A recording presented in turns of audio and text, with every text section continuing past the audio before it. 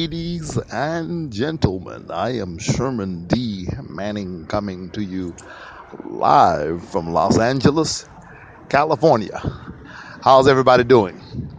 Is everybody doing all right? I'll tell you what, it's been one of those days for me. Stressful, perplexing, if you will. But I always tell anybody that the worst day that I could possibly have in civilian life is 10 times better than the best day I could possibly have in the prison system. So, in spite of all of the problems I've had today, this is the day which the Lord hath made. I will rejoice and be glad in it. Let me say this to you about Donald. You can't be a Christian and support Donald, period. Did you get that? Point blank, exclamation point. You cannot be a Christian and support Donald. And so Jerry Falwell Jr. is not a Christian. He's hell-bound. He's a sin breaker. He's an immoral imp. No authentic Christian will celebrate, corroborate, support, or endorse a hate mongerer. So put this out there, tweet about it, talk about it, tell your friends about it. I am saying for a fact that if you are supporting Donald for president, you are a devil. If you're white and you're supporting him, you are a blue-eyed devil. If you're black and you're supporting him, you are a black or brown-eyed devil. Period. How many blue-eyed devils do I have out there? Donald is a stump-jumping, hate-mongering, compliment-loving, narcissistic, evil, wicked pedophile. That's it. That's who he is. That's what he does. That is what he is about. And if you are supporting this buffoon, then you are an idiot, quite frankly. And you are a devil. Tell him to call me to task. Call his office. Email the Donald and ask him, is he really a pedophile? And tell him that Sherman D. Manning said, hey Donald, hey Donald, hey Donald, leave those children alone. Hey Donald, leave those children alone. And I'm not making a joke out of it, because there's nothing funny about it. You have to laugh to keep from crying. Anybody who is sinister enough, wicked enough, evil enough to molest their own child, or any child for that matter, is a devil. Needs to be stopped, and Donald needs something that I'm not willing to give him, because I don't like jail. And I'm not advocating that anybody gives him that. I am telling you, America deserves better. What is it about the nature of mankind that leads some of us to discriminate against others? One of the things that fascinated me by my study of the prison system was the fact that I found that even in prison, where in my opinion everyone is a loser, that included me. When you're there, you're pretty much a loser. It doesn't get any worse than prison. You don't get any lower than a prison cell. So what fascinated me was how anybody could get in a jail cell and have the temerity have the audacity to look down their nose at someone else. You got to read my book, The Truth About O.J. Simpson, Race, Class, Money, and Justice. I deal with it in there. The Truth About O.J. Simpson, Race, Class, Money, and Justice. Get it at your local bookstore. Get it at Amazon.com. I write about it, about how fascinated I was to discover. And you find it in civilian populations also. In civilian populations, you find that even poor folk have the nerve to try to find someone that they can look down on and that they can say, oh, I'm better than that.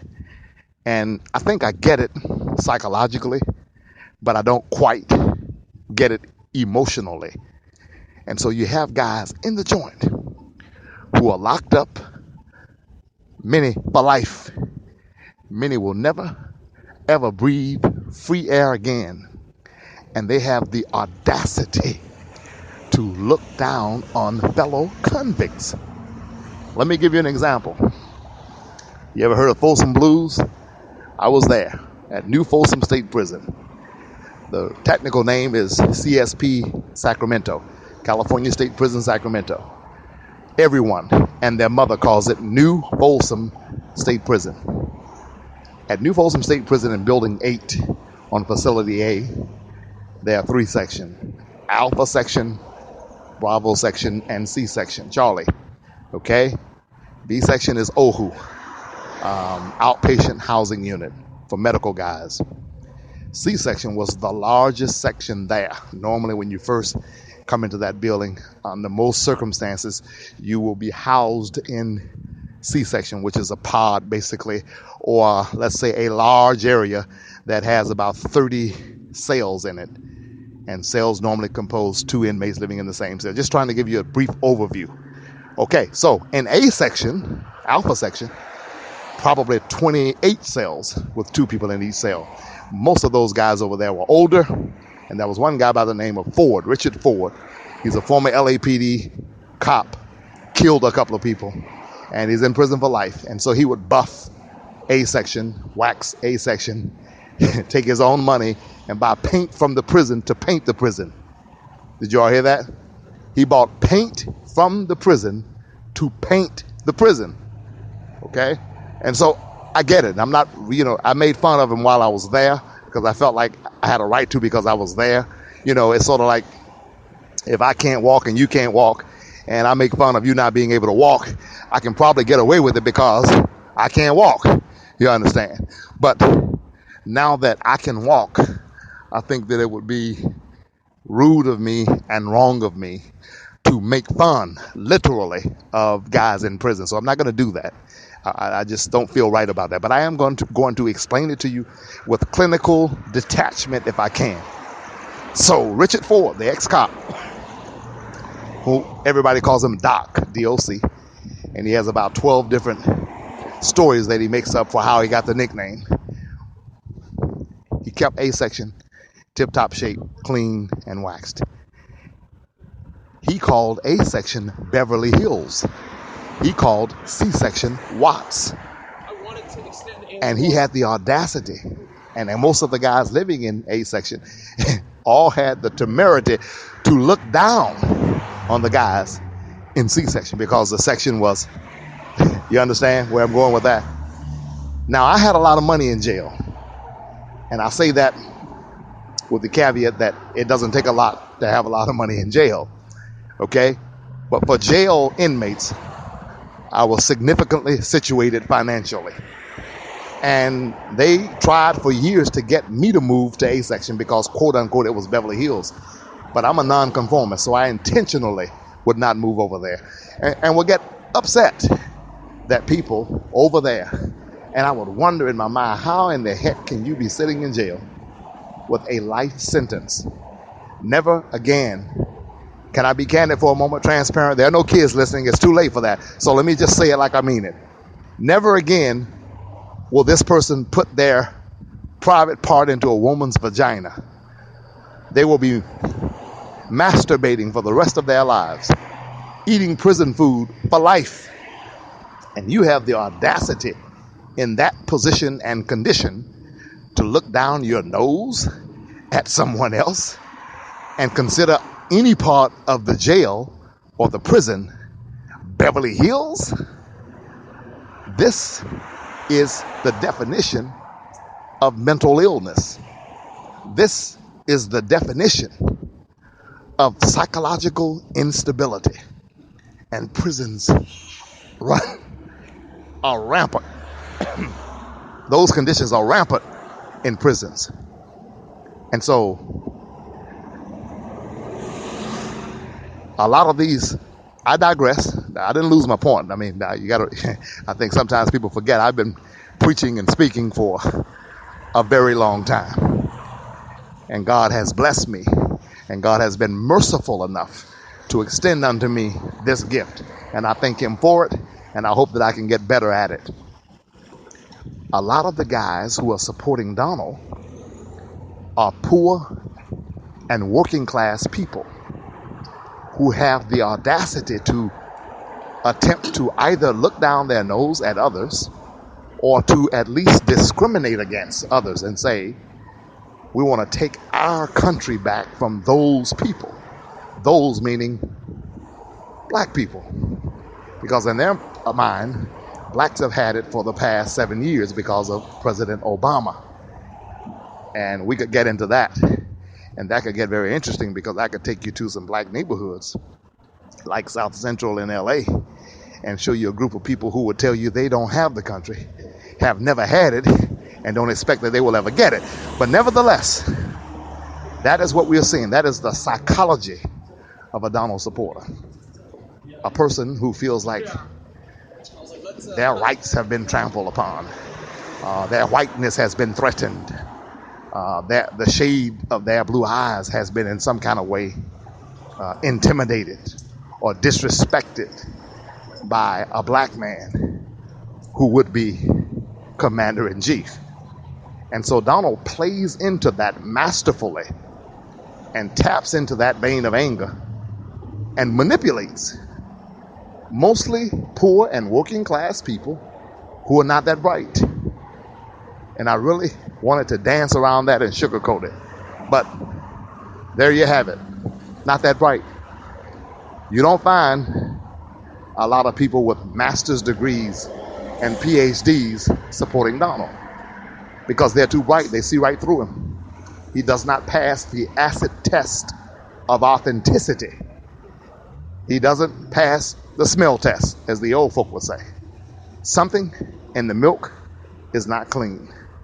Something in the milk is not clean. So we have to analyze the very paradigm of the group of people who are supporting this guy.